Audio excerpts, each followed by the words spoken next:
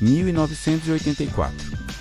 O sol se põe sobre as palmeiras da Califórnia, mas as ruas estão apenas começando a despertar para uma revolução sonora sem precedentes, antes de se tornar um bilionário e o arquiteto do som da costa oeste. André Young era apenas um jovem com um sonho e um par de picapes. Ele não estava apenas tocando discos, ele estava dissecando a música, buscando a batida perfeita que mudaria a indústria para sempre. O coração dessa jornada era a boate Eve After Dark, um refúgio lendário onde a juventude local escapava da dura realidade das ruas. Lá dentro, a atmosfera era elétrica. Entre fumaça e luzes coloridas, Dre transformava a pista de dança em seu laboratório pessoal de som.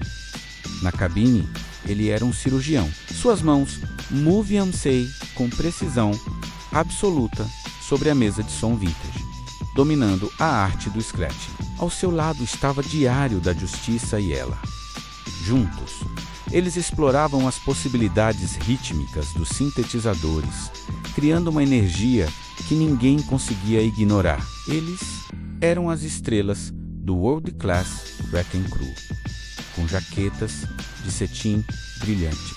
Eles trouxeram o electro-hop para o centro do palco. Sucessos como Surgery dominavam as paradas locais. Era um som rápido, sintético e otimista, capturando o espírito vibrante das discotecas da época. Mas enquanto as multidões dançavam, André sentia que algo estava mudando. O brilho das discotecas estava começando a perder a cor. As ruas de Compton estavam gritando por algo mais real. A música precisava de uma nova voz, uma voz que refletisse a verdade nua e crua. Dre desligou os sintetizadores coloridos. Ele começou a buscar batidas mais pesadas, sons que ecoassem o perigo e a urgência do seu bairro. A era do electro-hop estava chegando ao fim. Uma nova irmandade estava prestes a nascer, pronta para iniciar uma revolução cultural. No próximo bloco, veremos como essa busca pela verdade deu origem ao NS, WWA e o início explosivo do gangsta rap. Não perca! Mas o brilho das luzes da discoteca estava prestes a ser substituído pelas sombras das ruas de Compton. Dre buscava algo mais cru, mais real. Foi então que seu caminho cruzou com o de Eric Wright, o Easy. Naquele encontro, nascia não apenas uma parceria, mas a Ruthless Records. O som mecânico e pesado começava a tomar forma. No estúdio improvisado, Dre moldava o ícone, ensinando Eazy-E a dominar o microfone com paciência e precisão técnica. A peça que faltava chegou com Ice Cube e sua caneta afiada. Rimas escritas à mão transformavam a realidade em música. O NWA estava formado. Nas ruas, vestidos de preto, eles representavam uma revolução que a América não podia mais ignorar. Em 1988, Straight Outta Compton mudou tudo. As agulhas de Dre batiam no vinil com uma força nunca antes vista. O som era considerado perigoso. Manchetes de jornais atacavam o grupo enquanto a polícia observava cada movimento deles. Dre operava a mesa de som como um maestro, fundindo funk e baterias agressivas para criar a trilha sonora da resistência. Mas o sucesso trouxe sombras. O clima no estúdio esfriou e a desconfiança começou a surgir entre os velhos amigos. Contratos sobre a mesa e figuras ocultas nas sombras sinalizavam que a irmandade estava prestes a explodir. Dre tinha uma escolha: ser explorado ou arriscar tudo com o homem mais temido de Hollywood. Suge Knight, o N.W., autor era perigoso, mas o nascimento da Death Row mudaria as regras do jogo para sempre. O caos estava apenas começando. Após o rompimento traumático com a Ruthless Records, Dr. Dre se viu em uma encruzilhada. Ele não estava apenas mudando de gravadora. Ele estava prestes a redefinir o som do mundo. O clima em Los Angeles era de pura eletricidade. nos estúdios da Hakim Nastida Death Row Records. Dre começou a esculpir uma sonoridade que misturava o funk clássico com a realidade das ruas. Ele se trancou em estúdios enfumaçados, cercado por sintetizadores e fita magnética, longe das batalhas judiciais que estampavam as capas de todos os jornais da época. Foi nesse laboratório sonoro que Dre encontrou sua peça final, um jovem magro de Long Beach chamado Snoop Dogg, cujo flow relaxado era o contraponto perfeito para suas batidas. Em 1992, o lançamento de The Chronic abalou as estruturas da indústria.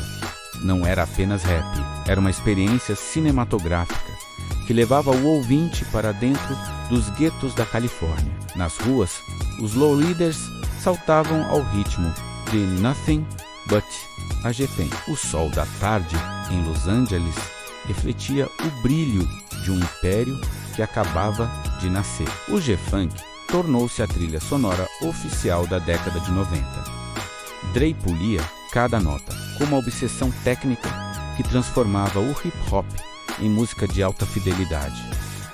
O sucesso trouxe poder. Dre, agora, era visto como um magnata, alguém que ditava as regras do jogo e transformava qualquer artista que tocava em uma estrela global.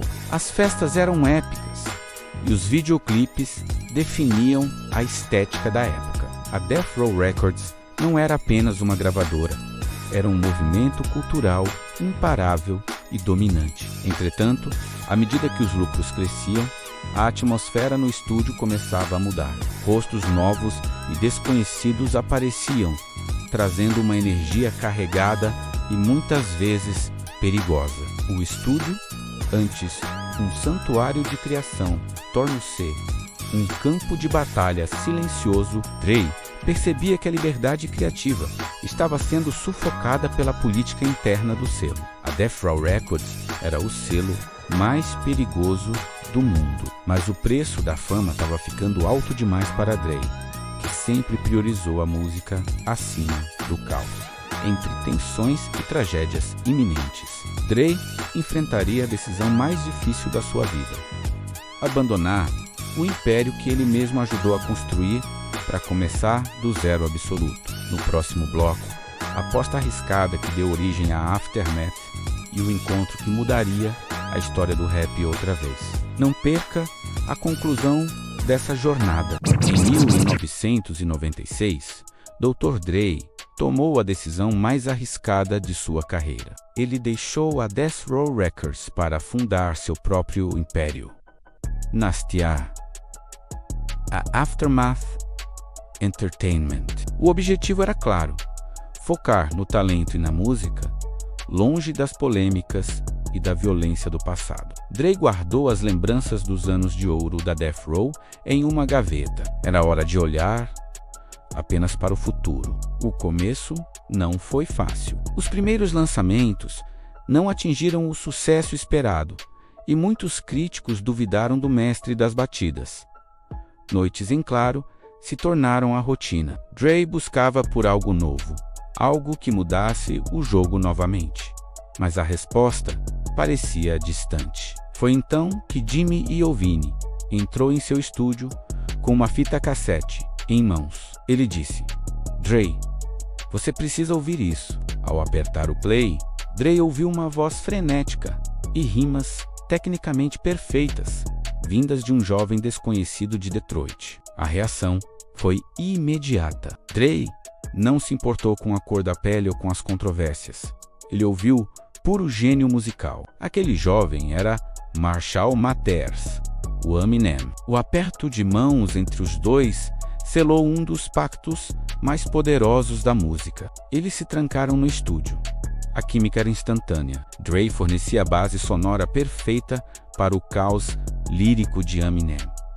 Cada batida era ajustada com precisão cirúrgica. Dre sabia que tinha em mãos o combustível para uma revolução cultural. Quando The Slim Shady P chegou às lojas em 1999, o mundo do hip-hop mudou. O sucesso foi avassalador e imediato. Discos de platina, começaram a se acumular. Aftermath não era mais apenas uma aposta, era o centro do universo musical. Eminem escalou as paradas, quebrando recordes, enquanto Dre consolidava sua posição como o maior produtor de todos os tempos. A parede do estúdio de Dre agora brilhava com prêmios globais. O renascimento estava completo e triunfante. De um escritório minimalista a um império bilionário, Dre provou que sua visão era infalível, transformando o talento em ouro. Mas o próximo passo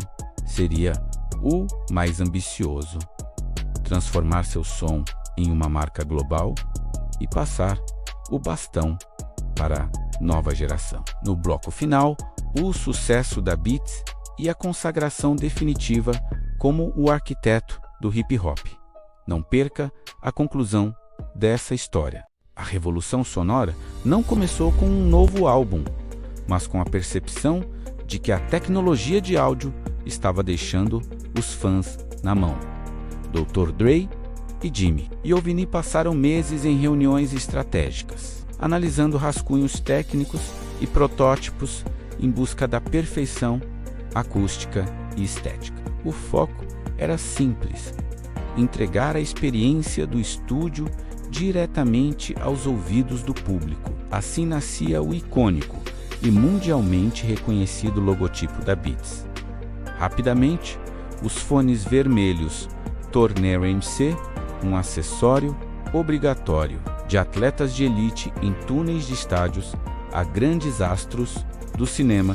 Todos usavam Beats. A marca expandiu-se globalmente, tornando-se um símbolo de status e qualidade, transformando a forma como o mundo inteiro consome música e cultura pop. Mas o maior salto ainda estava por vir. Em 2014, o mundo dos negócios estremeceu com uma notícia que mudaria a história do hip hop. Manchetes digitais brilhavam em todas as telas. A gigante Apple estava adquirindo a Beats Electronics pelo valor astronômico de 3 bilhões de dólares.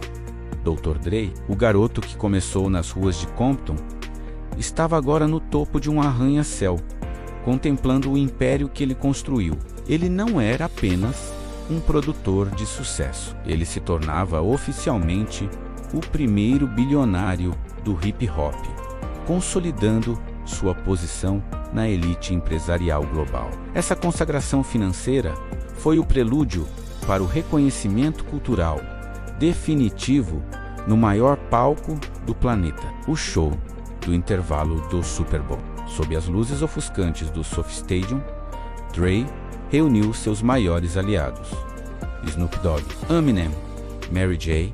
Blige e Kendrick Lamar, para uma performance épica. A multidão vibrava intensamente enquanto os primeiros acordes de Still D.R. ecoavam, provando que o arquiteto do som ainda reinava absoluto. Entre fogos de artifício e aplausos, ficou claro que seu legado transcende o tempo, unindo gerações através de batidas perfeitas e uma visão inabalável. De Compton para o topo do mundo, Dr. Dre provou que o som de um sonho pode mudar a história. Ele não apenas criou beats, ele criou impérios e moldou o futuro da tecnologia e da música. Se você gostou de conhecer essa trajetória épica do maior arquiteto do hip hop, não se esqueça de se inscrever no canal. Dê o seu like para não perder as nossas próximas histórias. Valeu e até a próxima.